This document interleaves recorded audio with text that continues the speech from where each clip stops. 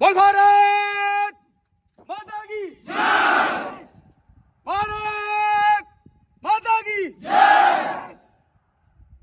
जैसे ही टीओडी या अग्निपथ योजना लागू हुई है, बहुत सारे बच्चे निराश हो गए, क्योंकि अग्निपथ लागू होने से पहले ही बहुत सारे घरों में आग लगा दी है। उसके पीछे जो रीजन है वो एयरफोर्स का रिजल्ट को रद्द करने की जो बात आई वो, उसके साथ ही आर्मी के पेपर के बारे में चर्चा तो नहीं हुई, लेकिन सभी को ऐसा लगने लग गया कि जब एयरफोर्स का रिजल्ट रद्द हो सकता है तो आर्मी का पेपर भी रद्द होगा।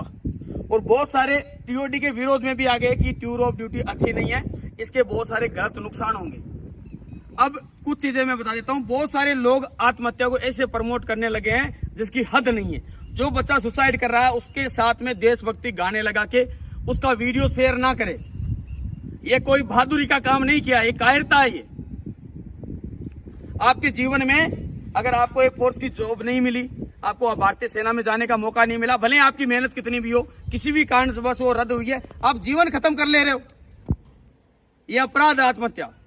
इस प्रकार का कदम ना उठाए। और जितने भी वीडियो बना रहे हैं उन सभी से मेरे निवेदन है कि आत्महत्या जैसे कारण कोई भी बच्चा करता है तो उसको प्रमोट ना करे देशभक्ति गाने लगा लगा के, क्योंकि आत्महत्या करना देशभक्ति नहीं है, कतई नहीं है। हाँ, इसमें कोई संदेह नहीं है कि ये गलत हो रहा है। अगर आर्मी का पेपर रद्द किया जाता है या एयरपोर्ट का रिजल्ट रद्द किया जाता है, बिल्कुल गलत है और आप अपने हक के लिए लड़ो भी, लेकिन लड़ना है, मरना नहीं है। आज आप अपने निजी स्वार्थ के लिए, छोटे से स्वार्थ के लिए लड़ रहे हो। एक तरफ आप बोलते हो कि हम देशभक्ति करने जा रहे हैं, तो ये कहीं देशभक्ति नहीं है। मैं आपको बता दूं, आत्महत्या दूरों दूर तक देशभक्ति नहीं है। इस प्रकार का काम नहीं करना है। टीओडी में आपको गलत लगता है या मान लो हर एक, बहुत सारे लोगों का ओपिनियन जा रहा है इसमें, इसके विरोध भी होंगे, क्या पता सरकार इसमें संशोधन भी कर दे, और वो हम करा भी सकते हैं अपने हक की लड़ाई लड़के। इसमें बदलाव हम भी करा सकते हैं, क्योंकि लोकतंत्र का मीनिंग होता है कि जनता के द्वारा, जनता के लिए चुने गए जनप्रतिनिधियों का शासन। तो जनता के द्वारा, लोकतंत्र में सबसे बड़ा जो पावर होता है वो होती है जनता, उसका वोटर, और वो हमारे पास में पावर है। तो किसी भी नियम को लागू करना, सरकार ने जो भी इसके पीछे मंशा रही है उन्होंने लागू कर दिया। हम इसको एक्सेप्ट करें ना करें ये हमारे ऊपर डिपेंड करता है। हम अगली बार चुनाव में उनको इसका नतीजा दिखा सकते हैं, इसके लिए लड़ सकते हैं, आवाज उठा सकते हैं, इसमें बदलाव करा जा सकता है, लेकिन गलत काम ना करें, सार्वजनिक संपत्तियों को नुकसान ना पहुंचाए। किसी भी पुलिस केस में आपका नाम आ गया तो फिर आप भारतीय सेना में जाने लायक नहीं रहेंगे।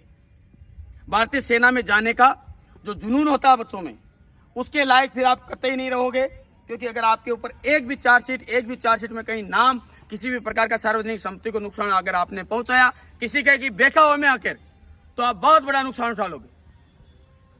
टीओडी आपको पसंद नहीं है, शायद मुझे भी अच्छी नहीं लग रही, और हो सकता है कि पूरे देश को भी अच्छी नहीं लग रही, तो इसके लिए कुछ ना कुछ समाधान निकलेगा। हम अपने हक की आवाज उठा सकते हैं।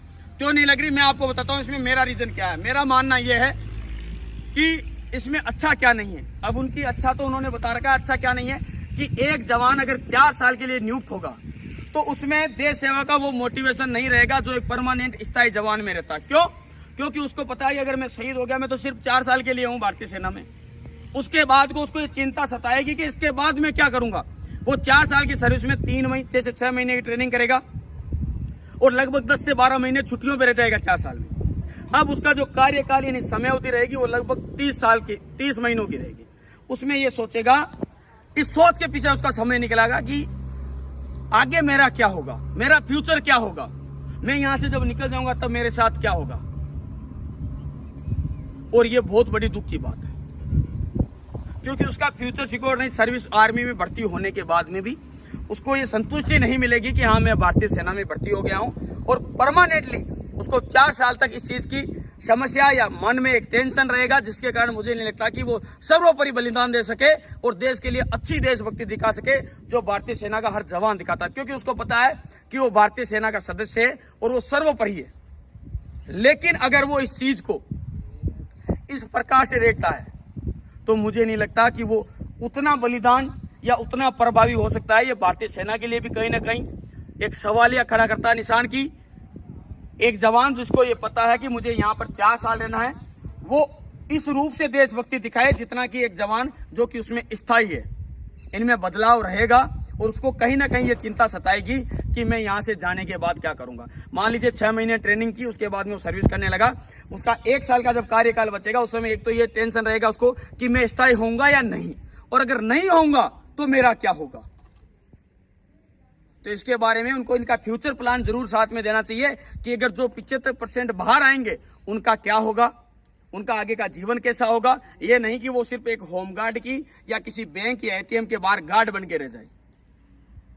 प्राइवेट लिमिटेड कंपनियों में आपने जरूर बोला कि उनमें उनकी प्रायोरिटी रहेगी, लेकिन वहां पर उनकी जो इज्जत है वो उस लेवल की नहीं रहेगी। उनका एक मासिक वेतन प्रभावित रूप से कि ये होना चाहिए कि इतना कम से कम भारतीय सेना में टूर ऑफ ड्यूटी करने के बाद में अगर वो कहीं पे भी सर्विस करता है तो इतना पेमेंट उसका होना ही चाहिए, ये निर्देशित होना चाहिए। और उनका आगे का रोजगार भी फिक्स होना चाहिए कि उनका आगे का रोजगार इस प्रकार रहेगा।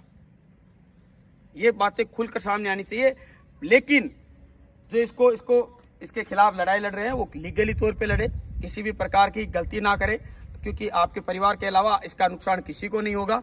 140 करोड़ की जनसंख्या है, आप उसमें कहीं पहचाने नहीं जाओगे।